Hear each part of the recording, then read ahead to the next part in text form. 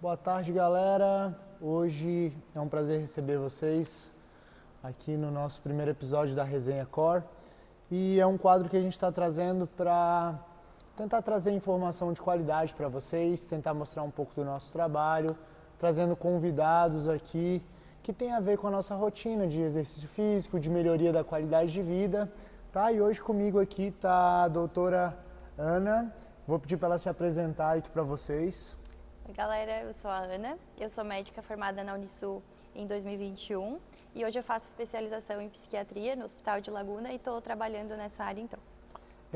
Hoje a Ana vai falar com a gente aqui um pouco sobre saúde mental e esporte, né? A gente está aproveitando esse momento onde tem se falado tanto em saúde mental e também na prática desportiva para tentar unir essas duas coisas e mostrar para vocês como é importante a prática do esporte na nossa saúde mental, como pode fazer a gente se sentir melhor. Então eu já vou começar fazendo uma pergunta para a Ana aqui. Eu tenho visto bastante, Ana, cada vez mais pessoas utilizando medicamentos antidepressivos, ansiolíticos. Você aí que está assistindo também, eu tenho certeza que você deve conhecer alguém que usa esse tipo de medicação. E essa impressão é correta, Ana? Tem aumentado mesmo ultimamente? É uma impressão que eu também tenho, né, e que não é só uma impressão, é um fato. Principalmente ali depois da pandemia, mostrou um aumento bem significativo no uso dos psicotrópicos, que são essas medicações que são usadas para o tratamento dos transtornos mentais. Comparando o ano de 2019 com o ano seguinte, né, que foi quando a gente estava ali no primeiro ano da pandemia, teve um aumento de 36% da venda dessas medicações. E de todas as pessoas que usam, inclusive 15% é feito por automedicação. Então, ou seja, nem no médico nem receitou, a pessoa só... Que é uma coisa muito perigosa, né? Porque apesar de que as medicações, se elas forem bem usadas, elas são seguras, apesar dos seus efeitos colaterais, enfim. Quando uma pessoa começa a usar sem uma prescrição, não tem uma avaliação, ela pode estar usando uma outra medicação junto que faça uma interação medicamentosa, que pode ser bem perigosa, ou tem algum problema de saúde que seja contraindicado usar aquela medicação, ou enfim, nem tenha o diagnóstico que justifique o uso daquele medicamento. Às vezes só porque o amigo está tomando, ele... acho que eu não estou bem, eu vou tomar também. O vizinho está tomando, a gente escuta muito isso, peguei do vizinho, minha mãe, minha irmã está tomando, enfim. E às vezes até as farmácias, apesar de que não era para isso acontecer, os próprios pacientes falam que conseguem comprar esses medicamentos sem receita. E além da pandemia, né, que foi um fenômeno, né, um fato que ocorreu aí que influenciou muito a vida das pessoas, o que você acha que está causando esse aumento tão grande no consumo? Porque mesmo antes da pandemia, eu acho que se a gente fizer uma análise, já vinha numa sequência de crescimento, né? Sim, acho que tem bastante coisa envolvida, assim. A saúde mental sempre teve bastante preconceito, as pessoas não gostavam muito de falar sobre isso no caso. E tem um lado bom, que está tendo menos preconceito aos pouquinhos, né? Então está tendo mais conscientização sobre as doenças mentais e por isso está tendo mais diagnóstico também. Mas também tem os superdiagnósticos e meio que uma medicalização da dor às vezes. Processos que são naturais da nossa vida, às vezes a perda de um parente, uma desestabilização financeira, ou enfim, conflitos que são naturais, às vezes não é permitido que a gente viva isso também, tem a pressão de que a gente tem que continuar trabalhando, continuar produzindo e quer resolver isso da maneira mais rápida possível. E às vezes suprimir isso pode gerar um problema muito maior, né? Exatamente, não se permite passar por aquele processo, entender, né, corre para uma medicação.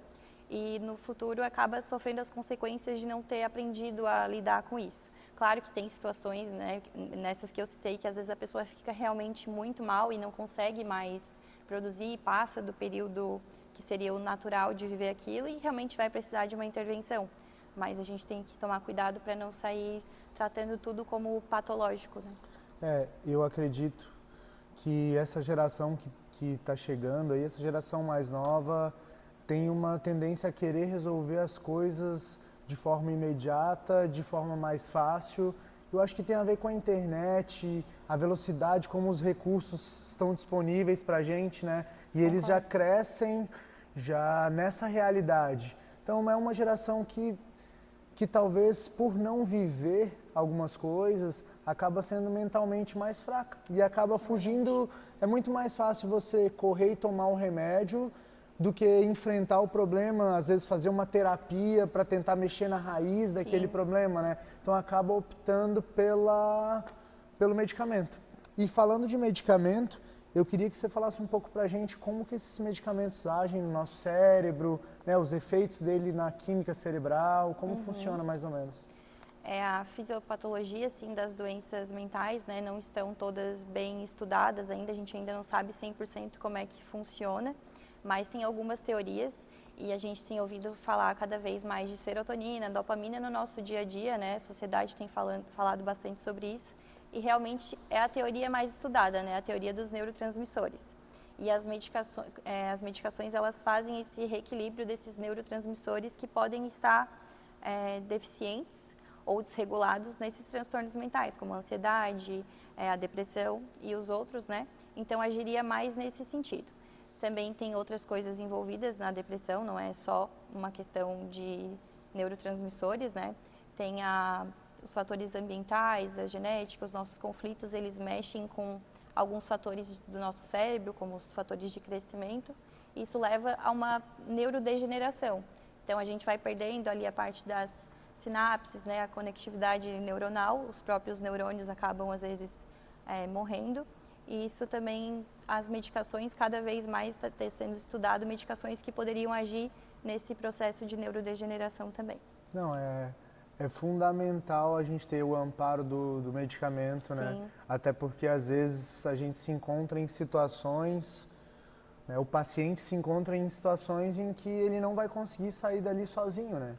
Então, acho que nesse momento, para ele iniciar um tratamento, para ele ter forças para conseguir mexer no ambiente, porque o ambiente é muito responsável também, né, por um ambiente estressante, um ambiente que te gera ansiedade.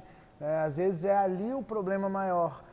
Mas para conseguir mexer ali, ele precisa do medicamento, né? Sim, em alguns casos talvez não precisasse medicar, né? Talvez uma terapia com acompanhamento psicológico já seria o suficiente para ajudar aquela pessoa, mas às vezes está tão mal que não consegue nem falar, não tem essa vontade de estar falando sobre e trabalhando isso. Então a medicação, nesses casos, é fundamental, né? Para ter esse start inicial para a continuidade do tratamento.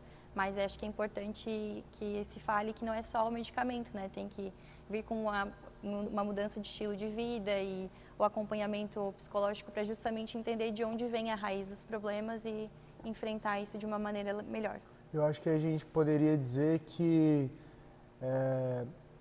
o medicamento, ele trata ali talvez os sintomas, as sensações, mas ele não resolve o problema, né? O que resolve o problema seria essa mudança no estilo de vida, mudança no ambiente, talvez até as pessoas com que a gente convive ou a nossa relação com as pessoas, né? Sim, não existe pílula mágica, né, que vai resolver nossos problemas. Se existisse, seria muito fácil.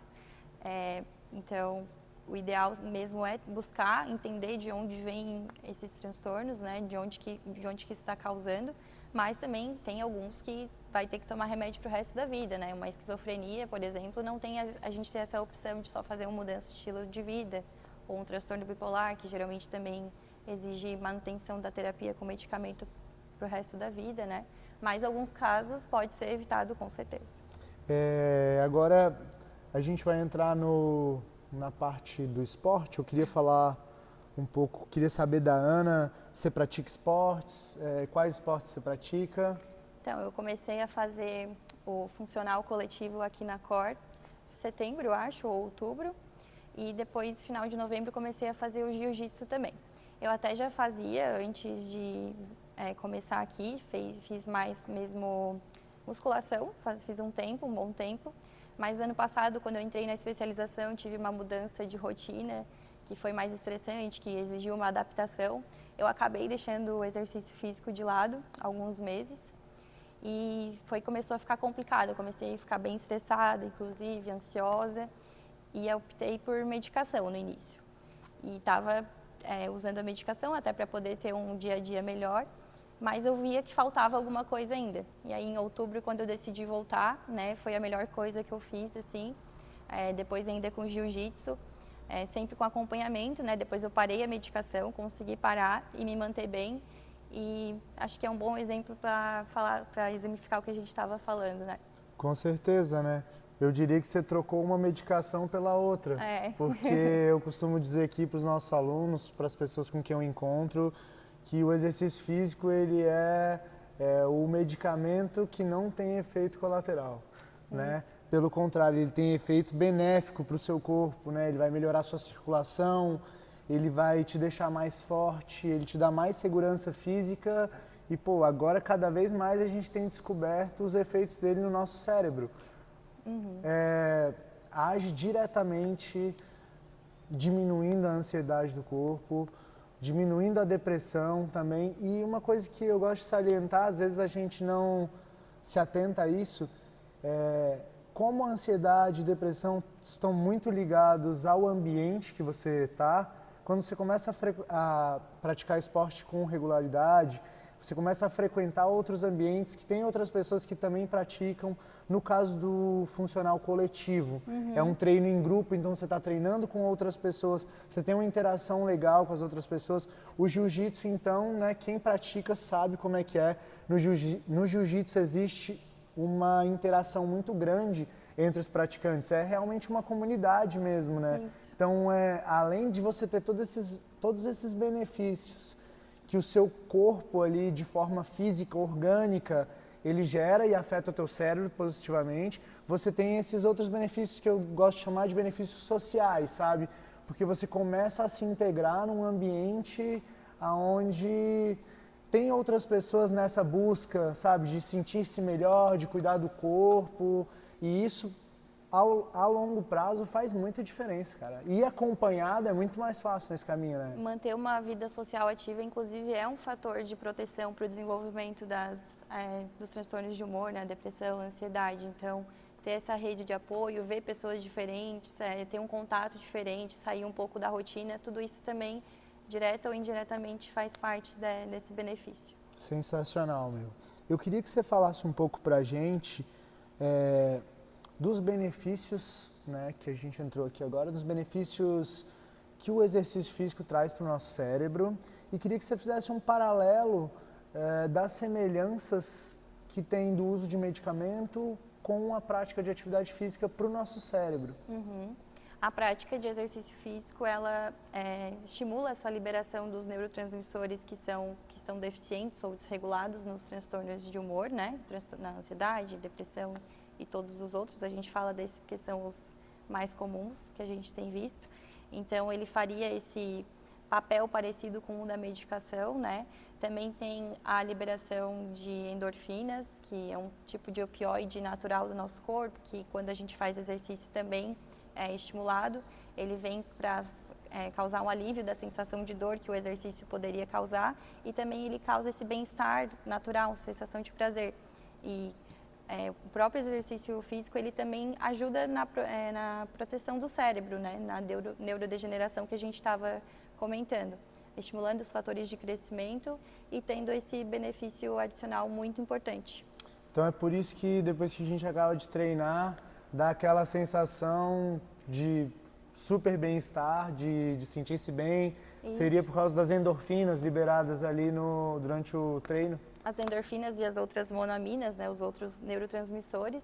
E aí, fazendo isso com regularidade, a gente mantém esse bem-estar mais prolongado, né, e traria esse benefício. Sem falar, eu li um artigo há pouco tempo que associa o treinamento físico com a proteção do cérebro no caso de Alzheimer e demência, né? Então, já é utilizado como prevenção de Alzheimer e de demência a prática de atividade física.